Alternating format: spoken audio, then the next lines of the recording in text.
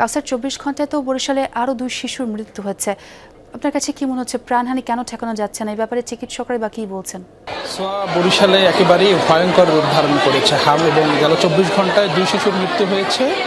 একজনের বয়স ২ বছর ৩ মাস, তার নাম জিহাদ এবং বাড়ি পটুয়াখালীর দুমকিতে, এবং ১ বছরের নিচে হাবিবার মৃত্যু হয়েছে, তার বাড়ি ভোলার চরফেশনে। অর্থাৎ যাদেরই মৃত্যু হচ্ছে বেশিরভাগেরই কিন্তু বাড়ি প্রত্যন্ত অঞ্চলে, অর্থাৎ উপকূলীয় অঞ্চলে, যেখানে স্বাস্থ্যসেবা খুব সহজে পাওয়া যায় না, বা যারা অভিভাবক রয়েছে তাদের সচেতনতার অভাব রয়েছে। এবং এই মুহূর্তে বরিশাল শেরেবাংলা মেডিকেল কলেজ হাসপাতালে সর্বোচ্চ রোগী ভর্তি আছে ১৯৮ জন। এটি এই মৌসুমের সবচেয়ে বেশি, এবং গেল ২৪ ঘন্টায় ৫২ জন রোগী ভর্তি হয়েছে। এবং আমরা প্রথমে দেখেছিলাম যে শেরেবাংলা মেডিকেল কলেজ হাসপাতালের দোতলায় এবং নিচতলায় রোগী ভর্তি ছিল, এখন কিন্তু ৩ তলায়ও একটি কর্নার পুরোটাই হাম কর্নার হিসেবে ঘোষণা করে এখানে চিকিৎসা দেওয়া হচ্ছে, এবং প্রচুর রোগী, প্রতিটি বেডে ২ জন ৩ জন ৪ জন করে রোগী এখানে দেওয়া হয়েছে। এবং চিকিৎসকরা বলছেন যারা টিকা পায়নি বিগত দিনে এবং যাদের রোগ প্রতিরোধ ক্ষমতা কম রয়েছে শরীরে,